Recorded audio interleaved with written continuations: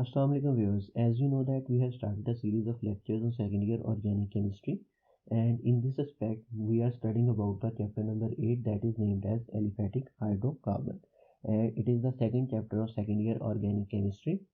Now we are studying about the exercise of this chapter. तो आज की इस वीडियो में जो क्वेश्चन हम डिस्कस करेंगे that is question number 11 part A. So what is the statement of question number 11 part A? According to its statement, we have to write some structural formulas for each of the following compounds. इस question में हमें उसने कुछ names दिए हैं जिससे हमने उसके स्ट्रक्चर फार्मूलाज को जो है वो वहाँ पे ड्रा करना है. इससे मिलता जुलता एक और क्वेश्चन है इस एक्सरसाइज का दैट इज क्वेश्चन नंबर 4. और क्वेश्चन नंबर 4 को जो है वो हम इससे पिछली वीडियो के अंदर डिस्कस कर चुके हैं, लेकिन क्वेश्चन नंबर 4 के अंदर जितने भी हमें नेम दिए गए हैं वो सारे के सारे कौन से हैं? अल्कीन्स के हैं. लेकिन क्वेश्चन नंबर 11A जो आज हम डिस्कस करने जा रहे हैं इसके अंदर जो है डिफरेंट टाइप ऑफ कंपाउंड जो है यहाँ पे दिए गए हैं. अल्कीन्स भी प्रेजेंट हैं, अल्काइंस भी प्रेजेंट हैं और साथ ही साथ इसमें अल्केन्स भी यहाँ पे प्रेजेंट है. So let's start the today's video. Or in order to write the structure formula of a compound from its IUPAC name, we have to follow some set of rules. So according to that set of rules, first of all we have to identify the number of carbon atom that is present in that compound. So उसको identify करने का तरीका क्या है कि सबसे पहले हमने जो IUPAC नेम है उसको क्लीनली ऑब्जर्व करना है और उसमें कोई लैटिन और ग्रीक न्यूमेरल जो है उसको आइडेंटिफाई करना है. तो जब हम लैटिन और ग्रीक न्यूमेरल को आइडेंटिफाई कर लेंगे तो वो हमें बताएगा about the number of carbon atom that are present in that compound. So after identifying the number of carbon atom that are present in that compound, next we have to identify the type of bonding that is present in that compound. In order to identify the type of bonding, we have to observe the last 3 alphabet of the IUPAC name. हमने उसके जो last के 3 alphabet हैं उनको वहाँ से देखना है और उसको डीकोड करना है about the type of bonding. So जब हमें नंबर ऑफ कार्बन एटम और जो उसकी बॉन्डिंग है उसके बारे में इल्म हो जाएगा, नेक्स्ट हमने क्या करना है, नेक्स्ट हमने कार्बन स्केलेटन को ड्रा करना है as we deduce from rule number 1 and rule number 2. और उसके बाद उसमें क्या करना है, कार्बन एटम्स की जो चेन है उसको क्या करना है, नंबरिंग देनी है फ्रॉम आइदर एंड, किसी भी एंड से उसको नंबरिंग दे देनी है आइदर फ्रॉम द राइट और from the left. After numbering हमने क्या करना है, next we have to attach the substituent as well as a functional group according to the IUPAC name of the compound. IUPAC name के अंदर हमें पता है कि जो सब्स्टिट्यूएंट्स होते हैं उसकी पोजीशन भी बड़ी वाज़ेह होती है और साथ ही साथ जो फंक्शनल ग्रुप्स प्रेजेंट होते हैं उनकी पोजीशन भी यहाँ पे बड़ी क्लियरली लिखी हुई होती है. सो जब हम नंबरिंग कर लेंगे तो नंबरिंग करने के बाद उस कार्बन के ऊपर हमने क्या करना है, वही वाला सब्स्टिट्यूएंट या फंक्शनल ग्रुप जो है वहाँ पे अटैच करते जाना है. और जो एट द एंड हमने क्या करना है, जितनी भी कार्बन एटम की वैलेंसीज जो रह जाएंगी जो फुलफिल नहीं होगी उसको हमने फुलफिल कर देना है विद हाइड्रोजन एटम. सो ये है एक सेट ऑफ रूल जिसके अकॉर्डिंगली हमने कोई भी हमें कंपाउंड का नाम दे दिया जाए तो उससे हम उसका स्ट्रक्चर ड्रा कर सकते हैं. इसमें हमने क्या करना है कि सबसे पहले नंबर पे number of carbon atom identify करने हैं, दूसरे नंबर पे टाइप ऑफ बॉन्डिंग और तीसरे नंबर पे उसको ड्रा करना है कार्बन स्केलेटन और उसको नंबरिंग देनी है और फिर उसके बाद उसके ऊपर सब्स्टिट्यूएंट अटैच करने हैं. तो सब्स्टिट्यूएंट अटैच करने के बाद जो भी कार्बन एटम की वैलेंसीज फुलफिल नहीं होगी उसको फुलफिल करना है विद हाइड्रोजन एटम. नेक्स्ट जो है वो देखते हैं कि how to interpret the parent chain of the compound, के पेरेंट चेन को किस तरह से हमने इंटरप्रेट करना है, जिसका हवाला हम रूल नंबर 1 और रूल नंबर 2 में देख चुके हैं कि लैटिन और ग्रीक न्यूमेरल देखना है और आखिरी के 3 अल्फ़ाबेट जो है वो उसको आइडेंटिफाई करना है. तो उसका जो कोड है उसका मतलब क्या है, उसको डी कोड किस तरह से करना है हमने वो यहाँ पे हम देखते हैं. सो ये है, अगर हमारे पास पेरेंट चेन के अंदर जो है वो मैथ की फ्रेज प्रेजेंट है तो that indicates that there is only 1 carbon atom present in that compound. Eth की फ्रेज है तो that indicates 2 carbon atom, prop indicates 3, but indicates about 4 carbon atom, pent से मतलब होता है कि 5 कार्बन एटम वहाँ पे प्रेजेंट है, हेक्स का मतलब है कि 6 कार्बन एटम है, हेप्ट का मतलब है 7 कार्बन एटम, ऑक्ट का मतलब होता है 8 कार्बन एटम और नॉन का मतलब होता है 9 कार्बन एटम और डेक का मतलब होता है that is about 10 carbon atom that are present in that compound. So ये हो गया about number of carbon atoms. Next जो है वो है हमारे पास about the type of bonding. So अगर जो IUPAC नेम है उसके अंदर जो है वो ANE प्रेजेंट है तो that indicates there is only single bond that is present in that compound. और अगर वहाँ पे ENE प्रेजेंट है तो that indicates there is a at least 1 carbon carbon double bond present in that compound. और उसके बाद जो है YNE जो है that indicates one carbon carbon triple bond also present in that compound. ये जो दो टेबल है इनको यूज करते हुए हम number of carbon atom as well as the type of bonding that is present in the carbon atom उसको हम आइडेंटिफाई कर सकते हैं। नेक्स्ट अब इसकी जो है वो एग्जांपल्स देते हैं, जो इसके पार्ट्स हैं हमें दिए गए उनको आईयूपैक नेम से स्ट्रक्चर फार्मूला के अंदर कन्वर्ट करते हैं। सो इसका जो पार्ट 1 है दैट इज 2,3,4,4 टेट्रामिथाइल 2 पेंटीन। सो क्योंकि इसके है वो क्या आईयूपैक नेम के अंदर पेंट की फ्रेज प्रेजेंट है तो पेंट मीन्स 5 कार्बन एटम, और इसी तरह से ENE प्रेजेंट है तो ENE indicates that there is a double bond that is also present in that compound. और अकॉर्डिंग टू द रूल 3 जब हम उसको ड्रा करेंगे और नंबरिंग देंगे तो नंबरिंग देने के बाद ये कुछ हमारे पास पोजीशन आ जाएगी जिसमें 5 कार्बन एटम की चेन है जिसको हमने इनिशियली जो है वो सिंगल बॉन्ड के ज़रिए ही लिंक किया है। हमेशा जो है वो इनिशियली उसको हमने सिंगल बॉन्ड से लिंक करना है, फिर उसके बाद जैसे जैसे उसमें positions of double bond triple bond बताई गई हैं वहाँ पे हमने उसको डबल या ट्रिपल में कन्वर्ट करते जाना। तो according to the next rule अब हमने क्या करना है, सब्स्टिट्यूएंट अटैच करने हैं और फंक्शनल ग्रुप्स को जो है वो अटैच करना है। सो इसमें फंक्शनल ग्रुप कौन सा है, डबल बॉन्ड है, तो डबल बॉन्ड की पोजीशन हमारे पास क्या है 2। सेकंड कार्बन के ऊपर हमने जो है वो डबल बॉन्ड अटैच करना है और बाकी जो सब्स्टिट्यूएंट है 4 मिथाइल ग्रुप हमने अटैच करने हैं, एक 2 के ऊपर है, एक 3 के ऊपर और बाकी 2 किसके ऊपर है 4 के ऊपर। सो अब हमने वो भी अटैच कर दिए हैं। तो अटैच करने के बाद अब एक ही रूल हमारे पास बचता है, वो क्या है कि जितने भी कार्बन एटम की वैलेंसीज फुलफिल नहीं हुई हैं उसको हमने क्या करना है विद हाइड्रोजन एटम फुलफिल करना है। So after fulfilling the valencies with hydrogen atom ये हो जाएगा हमारे पास structure of 2,3,4,4 tetramethyl 2 pentene. Next जो पार्ट है हमारे पास दैट इज 2,5-हेप्टाडाइईन। सो इसके आईयूपैक नेम के अंदर क्योंकि हेप्ट की फ्रेज प्रेजेंट है तो that indicates there is 7 carbon atom present in that compound, और ENE भी प्रेजेंट है तो according to ENE it is equal to a double bond, और डाईईन है तो डाईईन मतलब 2 डबल बॉन्ड है वहाँ पे जो प्रेजेंट है। और अब हमने इसको क्या करना है, ड्रा करना है अकॉर्डिंग टू द रूल 3 और उसको नंबरिंग देनी है from either and. So initially जो है वो हमने उसको सिंगल बॉन्ड के ज़रिए अटैच करने के बाद उसको नंबरिंग दे दी है। नेक्स्ट जो है वो अकॉर्डिंग टू द रूल 4 अब हमने क्या करना है कि उसके ऊपर सब्स्टिट्यूएंट और पोजीशन जो फंक्शनल ग्रुप्स हैं उसको अटैच करना है। सो ये हो गई पोजीशन ऑफ फंक्शनल ग्रुप्स। और उसके बाद अब हमने क्या करना है, नेक्स्ट जो जितने भी कार्बन एटम्स की वैलेंसीज रह गई हैं उसको हमने फुलफिल करना है विद हाइड्रोजन एटम।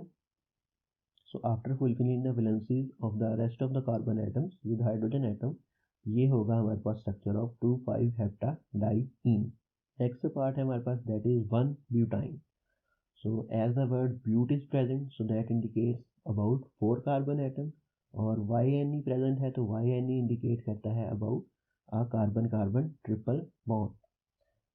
नेक्स्ट जो है अकॉर्डिंग टू रूल 3 जब हम उसको ड्रा करेंगे और नंबरिंग देंगे तो ये हो जाएगी हमारे पास उसकी पोजीशन 1 2 3 4। और नेक्स्ट जो है हमने फंक्शनल ग्रुप की पोजीशन को इंडिकेट करना है तो फंक्शनल ग्रुप किस पोजीशन पे प्रेजेंट है 1 के ऊपर। सो 1 कार्बन के ऊपर क्या आ जाएगा एक ट्रिपल बॉन्ड।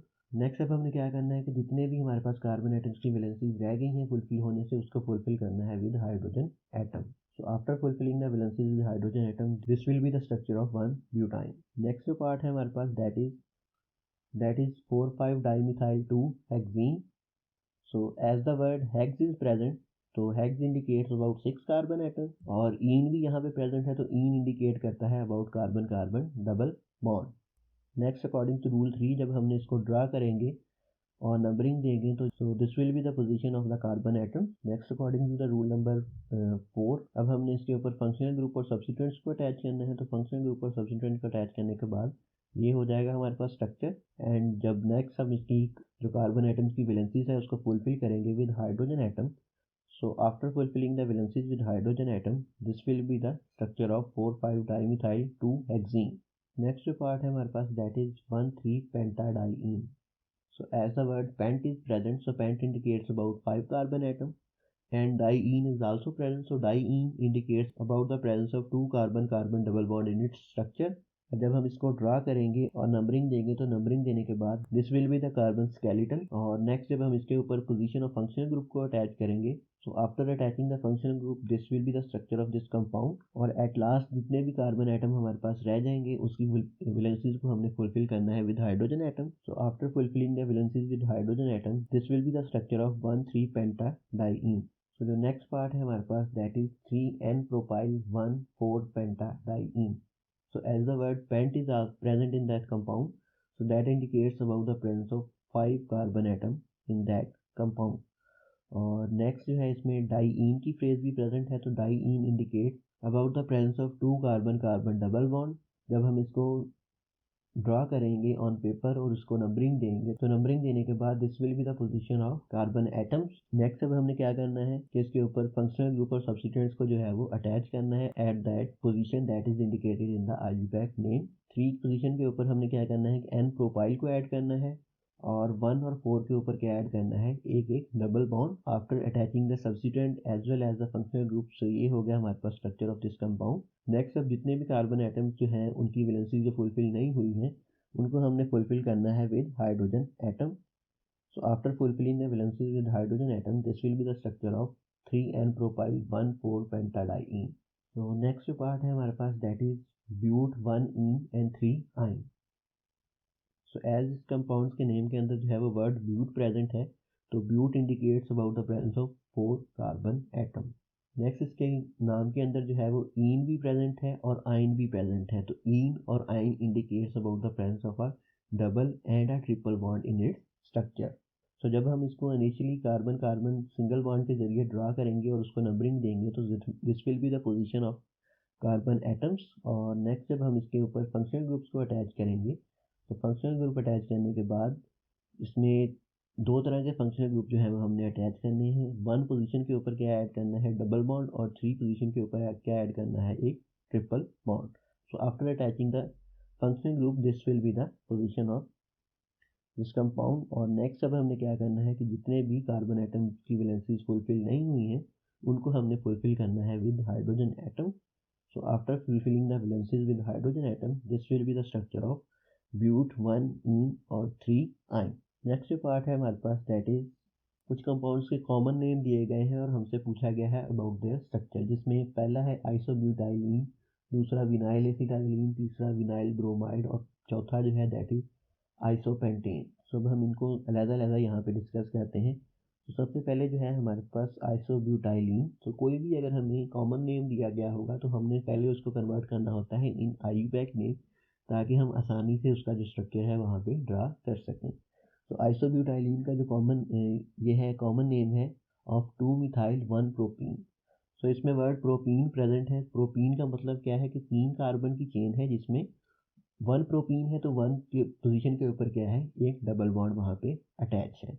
सो ये होगी 3 कार्बन एटम्स की चेन और 1 के ऊपर क्या अटैच है, एक double bond.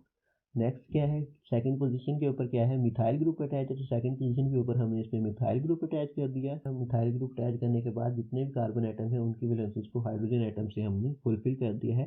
So this will be the structure of isobutylene और 2-methyl-1-propene. नेक्स्ट है हमारे पास vinyl acetylene. So vinyl acetylene is the common name of but 1ene and 3ine. इसमें क्या है कि ब्यूट, इन और आइन के वर्ड प्रेजेंट है, तो इसमें क्या है कि 4 कार्बन एटम की चेन है हमारे पास, जिसमें 1 पोजीशन के ऊपर क्या है, एक डबल बॉन्ड है और 3 पोजीशन के ऊपर क्या है, एक carbon carbon triple bond present है. सो अब हमने इसमें सब्स्टिट्यूएंट भी अटैच कर लिए हैं और फंक्शनल ग्रुप भी. तो उसके बाद हमने क्या करना है कि जितने भी कार्बन एटम की वैलेंसीज रह गई हैं उसको फुलफिल करना है with hydrogen atom. So after fulfilling the valencies ये होगा हमारे पास structure of vinyl acetylene. Next जो कंपाउंड है हमारे पास that is vinyl bromide. So vinyl bromide is the common name of bromo ethene. So ethene यहाँ पे प्रेजेंट है, तो इथीन मतलब 2 कार्बन की चेन है और इन है, तो दैट मीन्स एक कार्बन कार्बन डबल बॉन्ड भी यहाँ पे प्रेजेंट है. और ब्रोमीन जो है वो क्या है, ब्रोमाइड जो है वो क्या है, इसमें एज अ सब्स्टिट्यूएंट है. सो ब्रोमाइड भी हमने उसके साथ यहाँ पे अटैच कर दिया है. अब हमने कार्बन एटम की जो वैलेंसीज है उसको फुलफिल करना है with hydrogen atom. So this will be the structure of this bromoethene और vinyl bromide. The next compound है हमारे पास that is isopentane. So isopentane is the common name of 2-methyl butane. Butane है तो मतलब 4 carbon की chain है और ANE है तो मतलब सारे के सारे क्या है, सिंगल बॉन्ड के जरिए ही अटैच है. और अब हम इसमें क्या करना है कि सब्स्टिट्यूएंट को अटैच करना है सेकंड पोजीशन के ऊपर.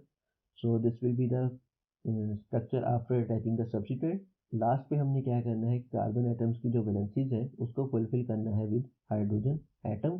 So after fulfilling the valencies, this will be the structure of 2-methyl butane or isopentane. So ये हो गया हमारे पास क्वेश्चन नंबर 11 पार्ट ए, जिसमें हमने डिफरेंट आईयूपैक नेम्स को जो है वो कन्वर्ट किया है इन अ स्ट्रक्चर फार्मूला।